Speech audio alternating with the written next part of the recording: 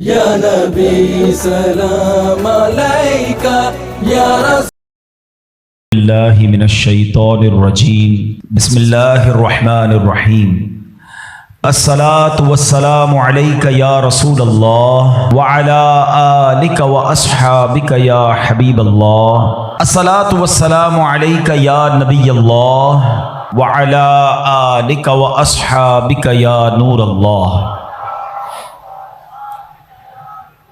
پھر پیارے اسلامی بھائیوں، یاد رہے کہ دنیا سے جانے والوں کو یاد رکھنا چاہیے۔ آہستہ آہستہ یہ رسم بھی ختم ہوتی جا رہی ہے، بات بھی کم ہوتی جا رہی ہے۔ آپ دیکھیں کہ کتنے لوگ ہیں جن کے ماں باپ چلے گئے ہیں اور وہ سوچیں کہ وہ کتنا انہیں یاد کرتے ہیں، اور جب یہ بے رخی یہ دنیا دیکھتے ہیں، یہ نئے رنگی یہ دنیا دیکھتے ہیں، لوگوں کا بھول جانا دیکھتے ہیں، تو مزید دل پر ایک چوٹ لگتی ہے کہ یار جب میں چلا جاؤں گا، جب ہم چلے جائیں گے، تھوڑے دن تک، تھوڑے مہینوں تک، ہو سکتا ہے ایک آدھ سال تک کوئی یاد کرے گا، اس کے بعد کسی کا کچھ رکتا نہیں ہے، دنیا چلتی رہتی ہے۔ وہ کہتے نا، ایک قبر پر ایک کتبہ لگا ہوا تھا، مجھے لگتا تھا میں اہم تھا اور یہی میرا وہم تھا۔ ہمیں لگتا ہے میں بہت اہم آدمی ہوں، میرے جانے سے بڑا فرق پڑ جائے گا، میں نہیں ہوں گا تو بہت لوگوں کو امپیکٹ کریٹ ہوگا۔ یہ بھول ہے ہماری۔ دنیا پہلے سے چل رہی ہے اور اب بھی چلتی رہے گی۔ اب تو اور بے رخی ہو گئی ہے۔ پہلے چلے لوگ ماں باپ کو، مرنے والوں کو بہت یاد کرتے تھے، جیسے جیسے دن گزرتے جا رہے ہیں لوگوں کے بس صرف گھر والے، چونکہ وہ بہت کلوز ہوتے ہیں، ان کو شاید یاد زیادہ رہتا ہے، باقی دوست احباب دنیا والے تھوڑے عرصے کے بعد سب کی اپنی زندگی ہے، سب کا اپنا معمول ہے، اور یہ ہم سب کو احساس دلاتا ہے کہ میں اور آپ بھی جائیں گے، اور پھر شاید دنیا میں یاد کرنے والا کوئی نہیں ہوگا۔ لیکن ہم کچھ ایسا کر کے کیوں نہ جائیں کہ کوئی یاد کرے یا نہ کرے، کوئی ثواب پہنچائے یا نہ پہنچائے، میں خود ایسا کر کے جاؤں کہ مرنے کے بعد قیامت تک مجھے خود ہی قبر میں ثواب ملتا رہے۔ اصل عقل مندی یہ ہے، جو دوسروں کے آسرے پہ جیتے ہیں نا کہ میرے مرنے کے بعد بچے ایصال ثواب کریں گے تو دوست کریں گے۔ بھائی میں خود اپنی فکر خود نہیں کر رہا تو میرے مرنے کے بعد کون میری فکر کرے گا؟ ہم سب کی عمر سے چھوٹے لوگ دنیا سے جا چکے ہیں۔ کبھی قبرستان جا کر چیک کر لینا، آپ کو چھوٹی سی قبر بھی ملے گی۔ وہ چھوٹی قبر کیوں ہوتی ہے؟ وہ چھوٹا بچہ ہوتا ہے جو دنیا سے چلا گیا ہے۔ جوانوں کی قبر بھی ملے گی، بوڑھوں کی قبر بھی ملے گی۔ ہر ایج کا بندہ آپ کے جاننے والوں میں سے دنیا سے گیا ہوگا، مگر ہم ہیں کہ غفلت کا پردہ ہٹتا ہی نہیں ہے، خیال آتا ہی نہیں ہے کہ مجھے بھی مرنا ہے۔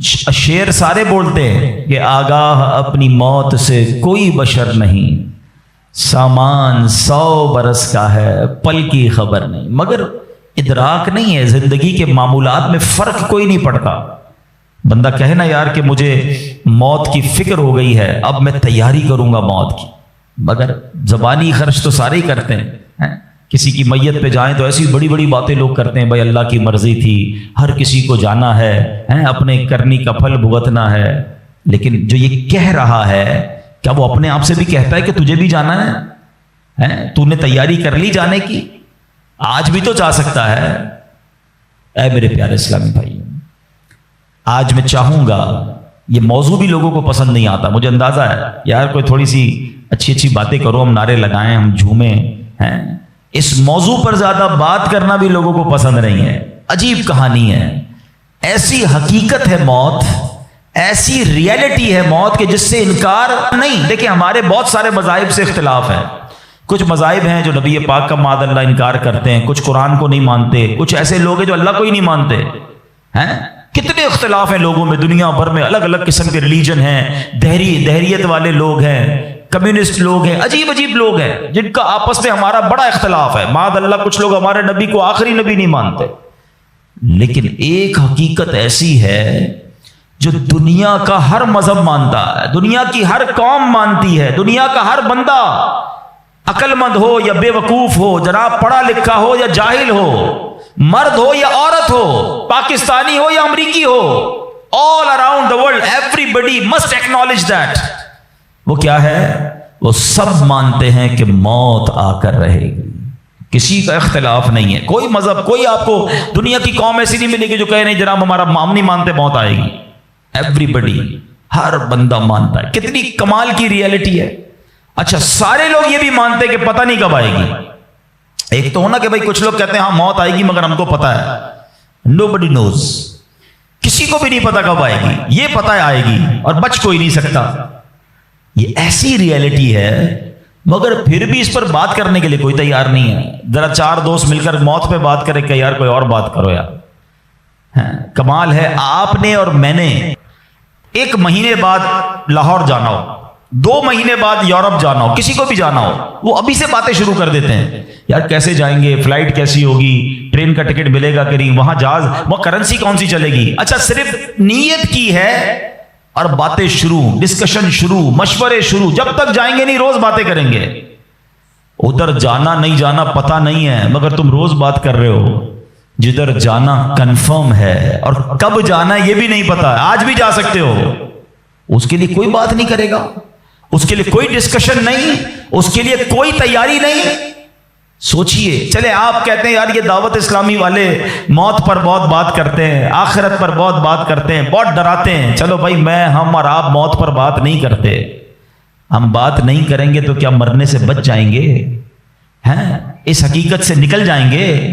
آنکھیں بند کرنے سے مصیبت جاتی نہیں, فیس تو کرنا ہی پڑے گا. تو آج انشاءاللہ مختصر سے وقت میں ہم سب کی زندگی کی سب سے بڑی جو حقیقت ہے نا وہ ہے موت. آج اس پر کچھ بات کرتے ہیں. اللہ کرے کہ آج کا بیان ہم سب کے دلوں سے غفلت کا پردہ ہٹائے اور ہم اپنی موت کی تیاری کرنے کی کوشش میں لگ جائیں. امام محمد غزالی علیہ رحمۃ اللہ الوالی لکھتے ہیں کہ بنی اسرائیل کا ایک بڑا مغرور شخص تھا, بڑا ایروگنٹ تھا, بڑا اس کا کر و فر تھا. ایک بند کمرے میں بیٹھا تھا. اچانک ایک شخص کمرے میں داخل ہوا اور اس مغرور شخص کی طرف لپکا. تو وہ بڑا تکبر والا آدمی تھا, وہ بڑا غصے میں آ گیا اور کہتا کہ تم ہو کون, میرے کمرے میں آ کیسے گئے, تمہیں آنے کی اجازت کس نے دی, تم جانتے نہیں میں کون ہوں. تو جو اندر آنے والا شخص تھا وہ کہتا ہے مجھے اس گھر کے مالک نے اجازت دی ہے اور میں وہ ہوں جسے کوئی دربان روک نہیں سکتا. میں وہ ہوں جس کو کسی سے اجازت لینے کی ضرورت پڑتی نہیں ہے.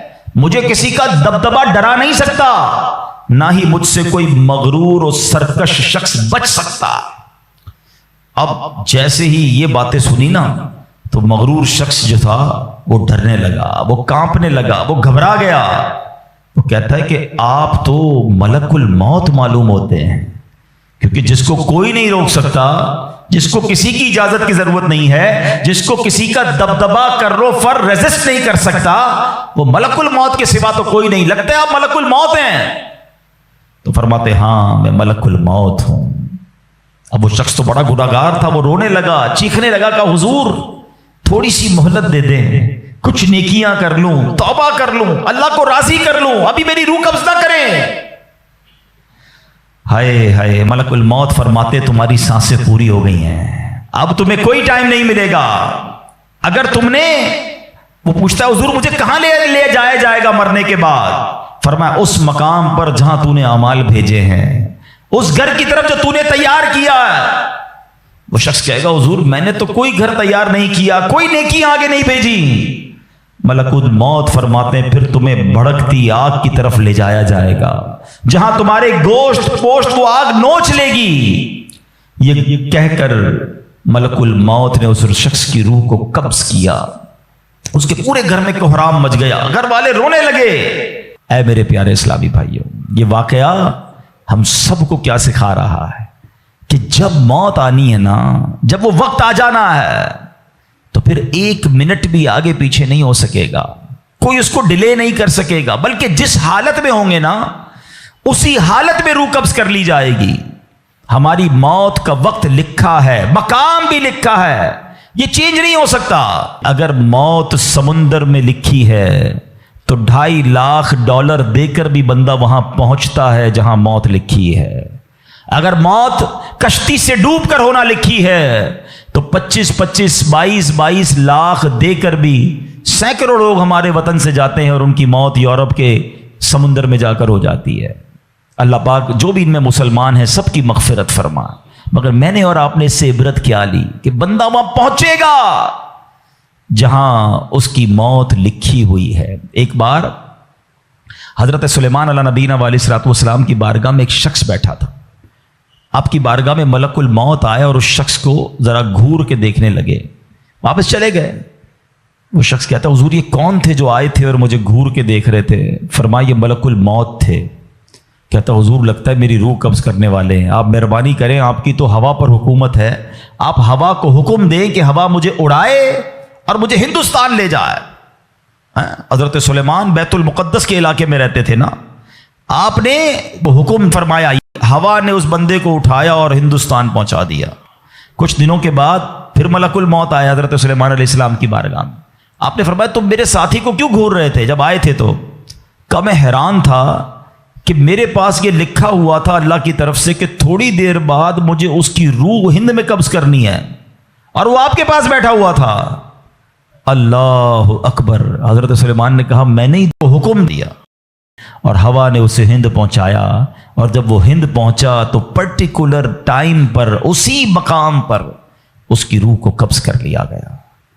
ہائے ہائے ہائے، یہ ہے میری اور آپ کی حقیقت. دوڑتے رہتے ہیں، بھاگتے رہتے ہیں، پلاننگ ہے کہ ختم نہیں ہو رہی، فکریں ہیں کہ ختم نہیں ہو رہی، ہر وقت بیٹھے ہیں اگلا پلان کیا ہے، 5 سال کا، 10 سال کا. ایک دکان ہے تو 2 دکانیں، ایک گھر ہے تو 2 گھر، بڑا گھر، ہوادار گھر ہے، نوکری ہے تو کاروبار کرنا ہے، ملک سے باہر جا کر جناب پیسے کمانے، یہی سوچ ہے بس. اس پورے شیڈول میں موت کہاں ہے؟ اس پوری تیاری میں موت کہاں ہے؟ ایک دن ہوگا کہ اچانک اچک لیے جائیں گے. سیٹھ جی کو فکر تھی ایک ایک کے 10 کیجئے، موت آ پہنچی کہ حضرت جان واپس کیجئے. اور آپ کو پتہ ہے جس عالم میں میں اور آپ ہوں گے، بڑی میں اہم بات کرنے جا رہا ہوں. یہ آپ نے دیکھا نا کہ حضرت سلیمان نے حکم فرمایا تو ہند پہنچا. کوئی کشتی میں تھا اس کی موت وہاں تھی، کوئی سمندر پانی کے اندر ہزاروں فیٹ نیچے جانا تو اس کی موت وہاں لکھی تھی. اس کا مطلب تو یہ ہوا کہ میں کہیں بھی کسی بھی مقام پر مر سکتا ہوں، میری موت پتہ نہیں کہاں لکھی ہے. اب ذرا غور کیجئے، ہم سب پتہ ہے کیا چاہتے ہیں کہ موت کے وقت ہم سجدے میں ہوں. چاہتے ہیں نا اللہ کرے اللہ کے گھر میں موت آئے، کلمہ پاک پڑھتے ہوئے موت آئے، تلاوت قرآن کرتے ہوئے موت آئے، نبی پاک پر درود پڑھتے ہوئے موت آئے، اللہ ایسا کرم کر دے کہ مدینہ منورہ میں موت آئے، گنبد خضرا کے سامنے موت آئے. یہی تصورات ہے نا، ایک مسلمان چاہتا یہی ہے کہ یار موت آئے تو کسی اچھے عالم میں ہو، کسی بڑی خوبصورت باوضو نیکی کرتے کرتے دنیا سے جاؤں. تمنا تو سب کی یہ ہے.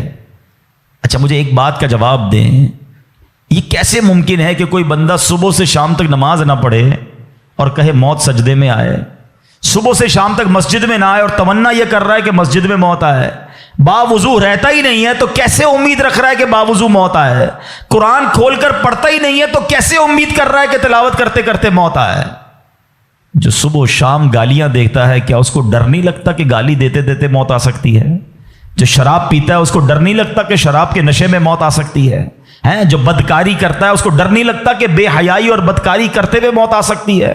جو تاش کھیلتا ہے، جوا کھیلتا ہے، اس کو ڈر نہیں لگتا کہ مرتے اسی وقت میں تاش کھیل رہا ہوں اور مجھے موت آ گئی، تو میں نشہ کر رہا ہوں مجھے موت آ گئی، میں بے حیا اور بدکاری کہ بری بری باتیں ٹیلی فون پر ساری ساری رات کر رہا ہوں اس وقت موت آ گئی. ملک الموت کو منع نہیں کر سکو گے کہ میں غلط کام کر رہا ہوں، ٹائم دے میں توبہ کر لوں. نہیں، جو سجدے میں ہوگا وہ سجدے میں اٹھایا جائے گا، جو درود پڑھتے پڑھتے جائے گا وہ درود پڑھتے پڑھتے اٹھایا جائے گا.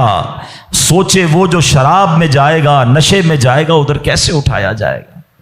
اب اس کا آسان حل پتہ ہے کیا ہے؟ کہ بندہ زندگی ایسے گزارے کہ جس حال میں مرنا نہیں چاہتا نا وہ کام چھوڑ دے. عقل بندی یہ ہے کہ اپنے دن کا شیڈیول ایسا بنائے کہ میں وہ کام ہی نہ کروں جس میں مرنا نہیں چاہتا، ورنہ میں روک نہیں سکوں گا موت کو. آپ چاہتے اچھی موت ہو؟ میں بتاتا ہوں کس کی اچھی موت آ سکتی ہے.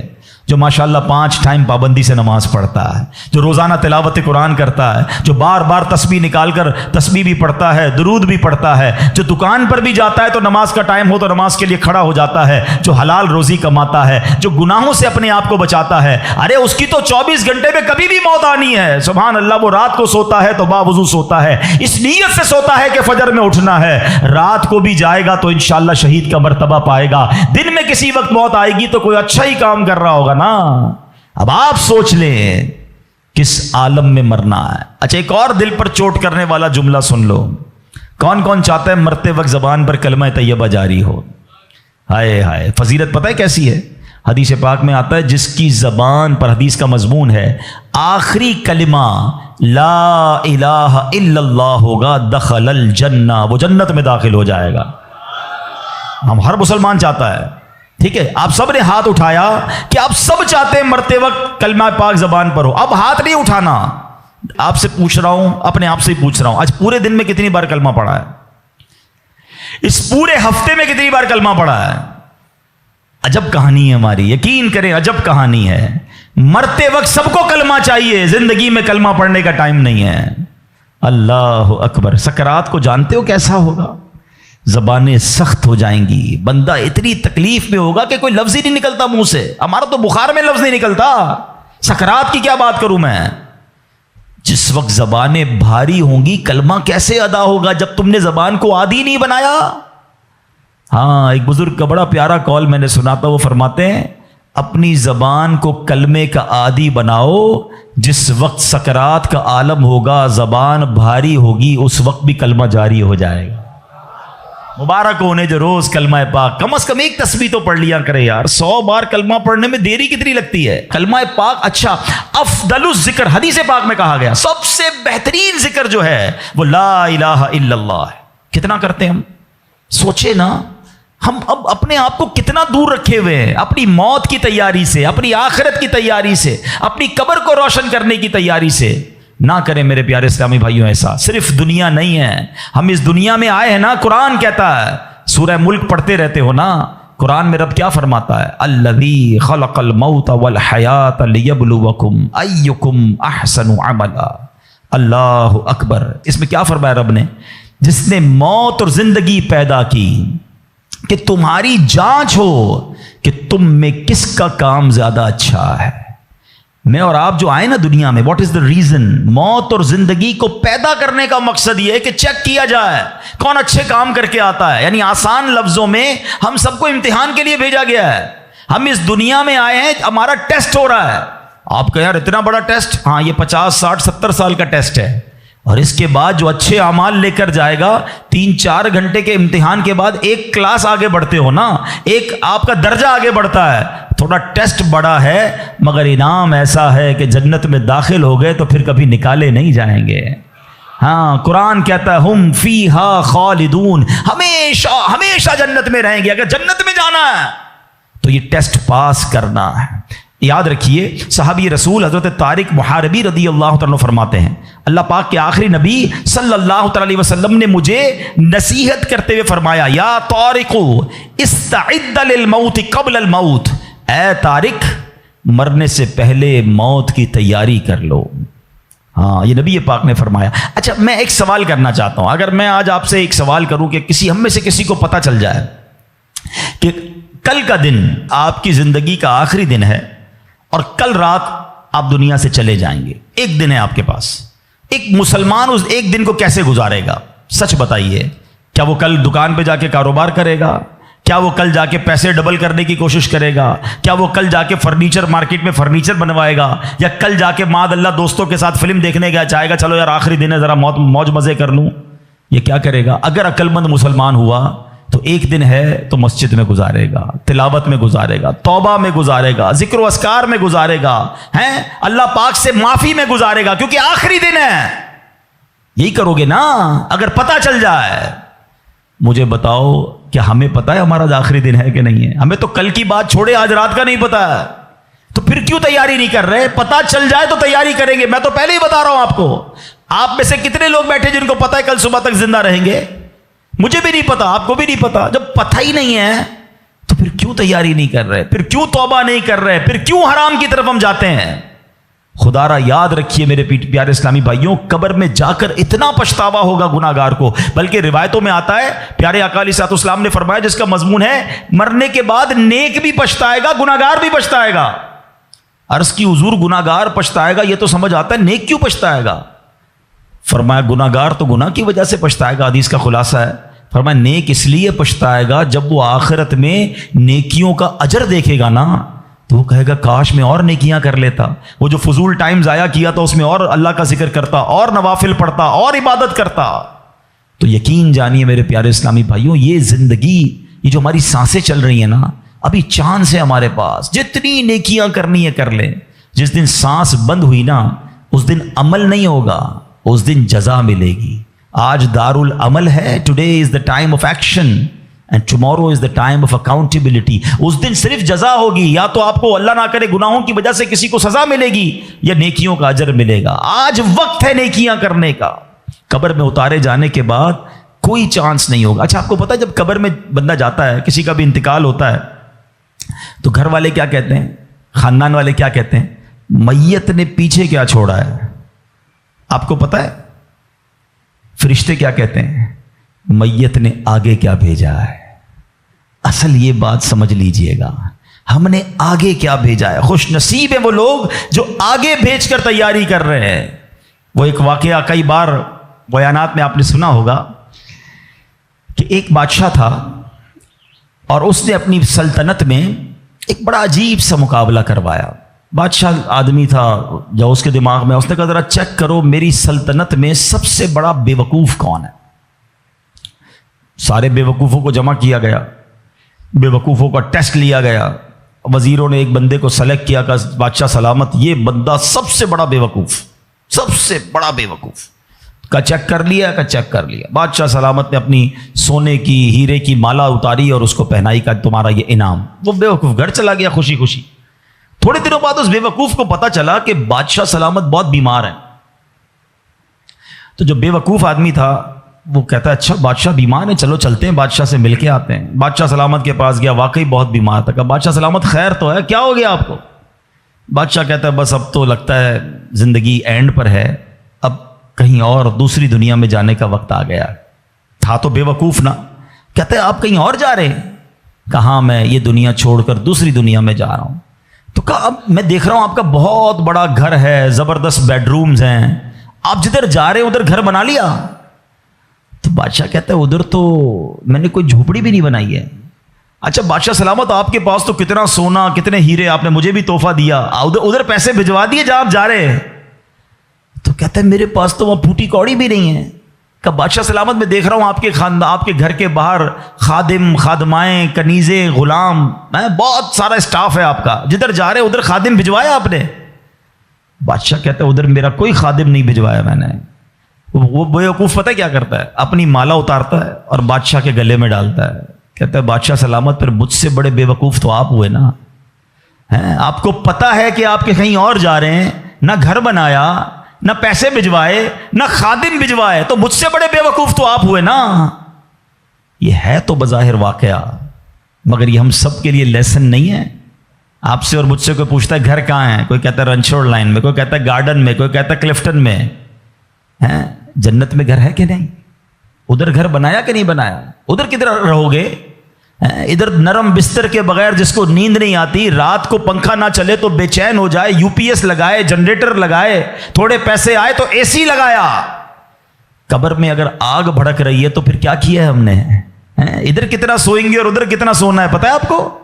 حضرت آدم علیہ السلام سے لے کر آج تک لوگ قبر میں جا رہے ہیں، ہم قبر میں اتار رہے ہیں لوگوں کو، سب قبر میں ہزاروں سال سے ہیں، پتہ نہیں کتنے سو کتنے ہزار سال رہنا پڑے گا، مگر قبر روشن ہے کہ نہیں کوئی ٹینشن نہیں کسی کو۔ جس کا یہاں نرم بستر ہے نا، جس کو نرم تکیے کے بغیر نیند نہیں آتی، وہ سوچے میں سانپ اور بچھوؤں کے ساتھ کیسے سوؤں گا؟ قبر نے اگر دبا دیا اور پسلیاں توڑ دی تو میرا بنے گا کیا؟ اگر قبر میں آگ بھڑکا دی گئی تو میں کدھر جاؤں گا، کس کو پکاروں گا؟ واللہ قبر کی تیاری کرنی ہے، خدا کی قسم مارے جائیں گے اگر اللہ ناراض ہوا۔ فکر کرنی دنیا میں ہے، ایکسٹرا ٹائم نہیں ملے گا۔ آج کل موبائل کمپنیاں میسج کرتی ہیں جناب آپ کا 70% ڈیٹا یوز ہو گیا ہے، ٹاپ اپ کروا لیں، پیسے ڈلوا لیں، 80% ختم ہو گیا، آج کل آخری دن ہے آپ کے موبائل کے پیکج کا، ہم پیسے پکڑ کے ڈلواتے ہیں یار موبائل بند ہو جائے گا، لیکن ہماری زندگی کا کوئی میسج نہیں آئے گا کہ ایک دن رہ گیا ہے، 70% گزر گئی، 80 گزر گئی، اب 3 دن رہ گئے، توبہ کر لو۔ نہیں، پتہ نہیں ہوتا، بندہ صبح گھر سے نکلتا ہے اور شام جنازہ آتا ہے، ایسا نہیں ہوتا۔ خدا را آج کے اس اجتماع کو غنیمت جانیے، غفلت سے باہر آئیے، اپنی بری عادتوں سے ہم توبہ کریں۔ آپ کو پتہ ہے یہ ہمارے پاس قاصد بھیجے جاتے ہیں، موت کے بھی قاصد ہوتے ہیں۔ ایک بزرگ کے بارے میں آتا ہے کہ انہوں نے اپنے گھر میں قبر کھدوائی ہوئی تھی، اللہ والے دیکھو کیسے یاد کرتے تھے موت کو، روز قبر کو دیکھتے تھے، قبر میں جا کے لیٹتے تھے۔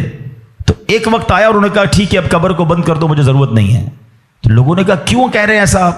تو انہوں نے فرمایا کہ میں قبر کا یہ تابوت اس لیے رکھا ہوا تھا کہ میں دیکھتا تھا تو مجھے آخرت یاد آتی تھی، اب میری داڑھی میں سفید بال آ گیا ہے، اب یہ سفید بال مجھے موت کی یاد دلاتا رہے گا۔ آپ کو پتہ ہے اس بالوں کو سفید ہو جانا، آنکھوں کا کمزور ہو جانا، صحت کا ڈھل جانا، کمر کا جھک جانا، اعضاء میں کمزوری آ جانا، یہ سارے موت کے قاصد ہیں۔ یہ موت آنے سے پہلے پیغام آ رہا ہے تمہارے پاس کہ ڈھل رہے ہو، تیاری کر لو، اب تو تیاری کر لو۔ مگر ہم ہیں کہ سمجھنے کے لیے تیار نہیں، ابھی تو میں بڑا جوان ہوں، میں تو بالکل فٹ ہوں، ابھی تو بڑی لائف پڑی ہے یار، ابھی تو انجوائے کرنا ہے، ابھی تو بنانا ہے، ابھی تو بزنس کھڑا کرنا ہے۔ میں نہیں، کون کہتا ہے بزنس کھڑا نہ کرو بھائی، مگر اس تمام شیڈول میں موت کو بھی تو لے کر آؤ نا، کہ چلا گیا تو ادھر کیا ہوگا، ادھر میرا کیا بنے گا۔ ایک حدیث پاک ہے، حدیث پاک کا مضمون ہے کہ مرنے کے بعد بک آف ڈیڈ، اعمال کلوز ہو جائے گا، ٹھیک ہے، سوائے 3 چیزوں کے۔ اب آج یہ پلان کرنا ہے، آج اگر بیٹھے ہو نا تو کوئی پلاننگ لے کے جاؤ۔ آقا فرماتے مرنے کے بعد اعمال بند سوائے 3 چیزوں کے۔ فرمایا نمبر 1، انسان کوئی ایسا علم چھوڑ کر جائے کہ اس کے بعد اس علم سے فائدہ اٹھایا جائے۔ سبحان اللہ، علماء دیکھیں کیا کمال کی شخصیات ہیں، طالب علم چھوڑ کے جاتے ہیں، اپنی کتابیں بھی چھوڑ کے جاتے ہیں، بخاری شریف، ترمذی شریف، نسائی شریف، ہدایہ شریف، اور آئے تو جناب اعلیٰ حضرت امام اہل سنت کے فتاوی رضویہ، بہار شریعت، صدر الشریعہ کی کتابیں سینکڑوں سال سے لوگ پڑھ رہے ہیں، وہ بزرگ چلے گئے دنیا سے۔ سبحان اللہ، ہر کتاب چھپ رہی ہے، تفسیر چھپ رہی ہے، حدیثوں کی کتابیں چھپ رہی ہیں، اور علماء کو ثواب مل رہا ہے۔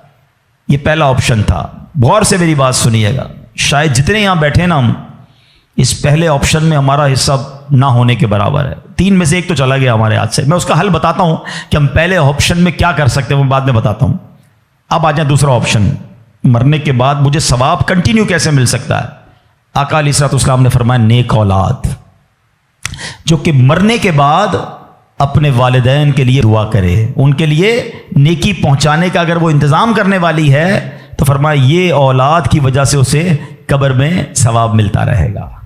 اور تیسرا آپشن میرے آقا نے فرمایا صدقہ جاریہ، کہ بندہ اپنے ہاتھوں سے کوئی ایسا کام کر جائے کہ قیامت تک جو ہے اس صدقے کی وجہ سے اسے نیکیاں ملتی رہیں۔ اب ان تینوں آپشن میں ہم کیا کر رہے ہیں، اب یہ سوچنا ہے۔ میں آپ کو مشورہ دیتا ہوں، پہلا آپشن کیا ہے، علم دین۔ ہم میں سے بہت سارے علماء بن نہیں سکے، مگر اپنے گھر میں ایک عالم تو بنا سکتے ہیں نا۔ دعوت اسلامی الحمدللہ جامعۃ المدینہ بناتی ہے، دنیا بھر میں بناتی ہے۔ آپ عالم بنیں یا اپنے بچوں کو عالم بنائیں۔ آپ کو لگتا ہے یہ بھی نہیں ہو پا رہا تو کم از کم میرا حصہ ہونا چاہیے، علم دین سے بھی مجھے ثواب ملنا چاہیے، تو پھر عالم دین کی خدمت گار بن جائیں آپ۔ اس طرح کے مدارس، جامعات جو دعوت اسلامی بنا رہی ہے، بنانے میں یا اس کو چلانے میں اپنا حصہ ملائیں، تاکہ یہ جو دین کا کام کریں گے مجھے وہاں سے بھی مرنے کے بعد ثواب ملتا رہے۔ پہلا آپشن۔ دوسرا، نیک اولاد۔ یہ آج کے دور میں ہے بڑا مشکل، لیکن اپنی اولاد کو ہمیں نیک بنانا ہے، کیونکہ یہ مرنے کے بعد میرے لیے یہی انشاءاللہ دعاؤں کا ذریعہ بنے گی، صدقہ جاریہ کا باعث بنے گی۔ تو دعوت اسلامی کے مدارس المدینہ ہیں، جامعۃ المدینہ ہیں، اس میں اپنے بچوں کو داخل کروائیں کہ بچہ حافظ بن گیا، عالم بن گیا تو انشاءاللہ مرنے کی بچیاں اپنے گھر کی اسلامی بہنوں کو عالمہ بنائیں، تو انشاءاللہ یہ ہمارے لیے صدقہ جاریہ کا باعث بن جائے گا۔ اور تیسرا میں سمجھتا ہوں سب سے زیادہ آسان ہے کہ وہ میں اپنے ہاتھ سے ہی کر سکتا ہوں، اپنے ہی مال سے کر سکتا ہوں نا، اور وہ ہے صدقہ جاریہ۔ مشورہ دیتا ہوں، اللہ نے نوازا ہے نا تو कम अज़ कम एक मस्जिद ज़िंदगी में बना लें। मेरे नबी अलैहिस्सलाम के सच्चे वादे हैं, जो अल्लाह के लिए मस्जिद बनाता है अल्लाह उसके लिए जन्नत में घर बनाता है। हाँ, ये वो सदका जारिया है, बंदा चला जाए दुनिया से सवाब मिलता रहेगा। अच्छा, अगर पूरी मस्जिद नहीं बना सकते, मस्जिद में हिस्सा मिला दें। दावत इस्लामी तो पूरी दुनिया में बना रही है ना, तो ये तीनों ऑप्शन जो मरने के बाद काम आने वाले हैं। अच्छा, सिर्फ मस्जिद नहीं, यतीम खाना दावत इस्लामी बना रही है, शजरकारी पूरे पाकिस्तान में कर रहे हैं, कितने नेकी के काम दावत इस्लामी कर रही है, सदका जारिया। वो कर जाएं तो इंशाअल्लाह मरने के बाद वो हमें कब्र में मिलता रहेगा। तो बहरहाल अल्लाह करे कि आज के इस इज्तिमा में मैं और आप ये सोचने में कामयाब हो जाएं कि मुझे मरना है और मरने के बाद मुझे कब्र में फंसना नहीं है, मैं कुछ ऐसा करके जाऊं कि कब्र में भी खुशहाल रहूं, उधर भी नबी पाक के जलवे हों, उधर भी मेरी कब्र जन्नत का बाग बन जाए। तो अल्लाह करे कि हम सब इस सोच के हामिल बन जाएं कि मुझे मरना है और पता नहीं कब मरना है। तो जब भी मरना है इंशाअल्लाह कलमे के साथ मरना है, इंशाअल्लाह नेक आमाल करते करते मरना है और इंशाअल्लाह ईमान सलामत लेकर जाना है। तो उसके लिए ज़िंदगी अच्छी गुजारनी होगी।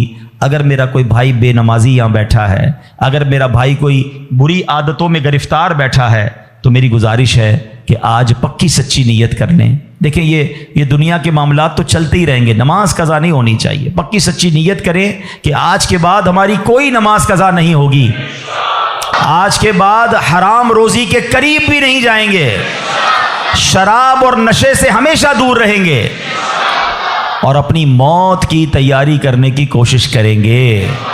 हाँ, दावत इस्लामी वालों से वाबस्ता रहिए। अल्हम्दुलिल्लाह कमाल का माहौल है, बार बार आखिरत याद दिलाता है, बार बार मौत याद दिलाता है, ताकि हमें याद रहे, हम भूल ना जाएं और उसकी तैयारी में मसरूफ़ रहें। अल्लाह पाक हम सबको अपनी आखिरत की फ़िक्र करने और सदका जारिया वाले काम करने की तौफ़ीक़ अता फ़रमाए। आमीन बिजाहिन नबील अमीन सल्लल्लाहु तआला अलैहि वसल्लम। अल्हम्दुलिल्लाहि रब्बिल आलमीन वस्सलातु वस्सलामु अला सय्यिदिल अंबिया वल मुरसलीन वस्सलातु वस्सलामु अला खातमिन नबिय्यीन या अरहमर राहिमीन या अरहमर राहिमीन या अरहमर राहिमीन या रब्बना या रब्बना या रब्बना या रब्बना या रब्बना या अल्लाह या रहमान या रहीम। हमारे सगीरा कबीरा गुनाहों को मुआफ़ फरमा, हमारे माँ बाप की, नबी पाक अलैहिस्सलातु वस्सलाम की सारी उम्मत की बख्शिश फरमा। ए करीम हमें नेक बना दे, परहेज़गार बना दे, सच्चा आशिक रसूल बना दे। ए अल्लाह हमारी दुनिया भी अच्छी कर दे, हमारी आखिरत भी अच्छी कर दे। ए अल्लाह जब ने मौत की तैयारी के बारे में सुना है, ए अल्लाह अब तक तो ऐसे अमाल किए नहीं कि मरने के बाद हमें ऐसा महसूस हो कि तुझे राज़ी करने वाले काम कर लिए हों। अल्लाह गुनाह ही गुनाह है, करम कर दे, पिछले गुनाह मुआफ़ फरमा दे, आइंदा जो रह गई है वो अच्छी गुजार दे। अल्लाह नेकियों वाली, सुन्नतों वाली, अल्लाह तेरी फरमा बरदारी वाली ज़िंदगी हम सबको अता फरमा। हराम बोलने से बचा ले, हराम देखने से बचा ले, हराम सुनने से बचा ले, हराम खाने से बचा ले, अपने पसंदीदा बंदों में हमें शामिल फरमा ले। ए अल्लाह मरना तो हमने है ही, ये हमारा ईमान भी है, हम मानते भी हैं, मगर मौला तेरे दरबार में दुआ है कि मरते वक्त अल्लाह हमें मदीने पहुंचा देना। ए अल्लाह जब तक जिंदा रहें, ए अल्लाह तेरे दर के सिवा किसी का मोहताज ना कीजियो। जिंदगी की आखिरी नमाज जो पढ़ें वो मस्जिद नबवी में खड़े होकर अदा करें। और ए रब्बे करीम फिर आका के जलवों में, आका के कदमों में, नबी पाक के दीदार करते हुए ईमान और आफियत वाली हमें मदीने वाली मौत नसीब फरमा। नज्म की ए खुदा आरज़ू है यही, आशिके ज़ार की आबरू है यही, मौत के वक्त सर उनके कदमों में हो, दीद होती रहे तब निकलता रहे, दीद होती रहे तब निकलता रहे। है तमन्ना तार या रब उनके जलवों में यूं मौत आए, झूम कर जब गिरे मेरा लाशा, थाम ले पड़ के शाहे मदीना। ए करीम मौला हमें ईमान वाली मौत अता फरमा, लम्हा भर भी हमारा ईमान हमसे दूर ना हो। ए परवरदिगार हमें ईमान की استقامت نصیب فرما دے۔ اے اللہ جتنے بیمار ہیں انہیں شفا عطا فرما، قرض داروں کے قرضے اتر جائیں، بے اولادوں کو نیک اور صالح اولاد عطا فرما۔ اے اللہ روٹھوں کو منا دے، بچھڑوں کو ملا دے۔ اے کریم، اے پروردگار، تو سب کے نام بھی جانتا ہے، کام بھی جانتا ہے۔ اے اللہ سب کی جھولیاں بھر دے، سب کی مرادیں پوری کر دے۔ اے پروردگار عالم، تیرے خزانوں میں کمی نہیں۔ جو تڑپ رہے ہیں انہیں کعبہ دکھا دے، جو مچل رہے ہیں انہیں مدینہ دکھا دے۔ اے اللہ جلدی جلدی حرمین طیبین کی حاضریاں ہم سب کو نصیب فرما۔ اے اللہ باعافیت، با ذوق اور مقدس اور مقبول حاضریاں ہم سب کو نصیب فرما۔ اے اللہ حضرت یونس علیہ السلام نے مچھلی کے پیٹ کے اندھیرے میں جن الفاظ کے ذریعے تجھے پکارا تھا، ہم بھی تجھے پکارنے جا رہے ہیں۔ اے اللہ گناہوں کے اندھیرے سے نکال کر نیکیوں کے نور میں داخل فرما دے، غموں کے اندھیرے سے نکال کر خوشیوں کے نور میں داخل کر دے۔ اے اللہ ہمیں ظلمت سے نکال کر ہمیں نور میں داخل کر دے۔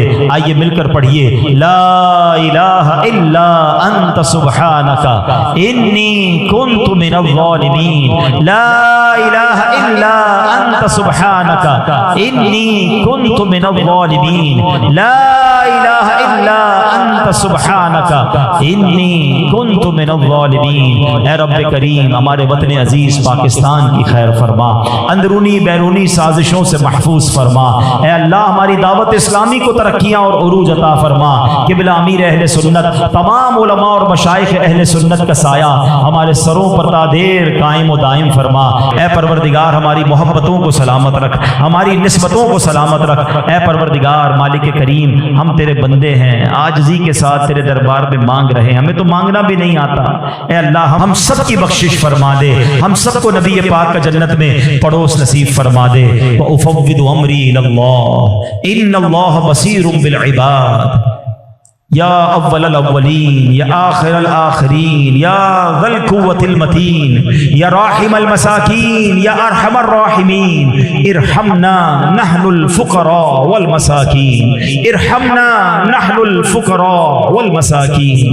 اللہم رب یسر ولا تعسر وتمم لنا بالخیر یا فتاح وبک نستعین۔ ربنا تقبل منا انک انت السمیع العلیم وتب علينا يا مولانا إنك أنت التواب الرحيم ببركة إن الله وملائكته يصلون على النبي يا أيها الذين آمنوا صلوا عليه وسلموا تسليما اللهم صل على سيدنا ومولانا محمد طب القلوب ودوائها وعافية الأبدان وشفائها ونور الأبصار وضيائها وعلى آله وصحبه وبارك وسلم۔ جب دم واپسی ہو یا اللہ، سامنے ہو روضہ رسول اللہ اور لب پہ ہو لا الہ الا اللہ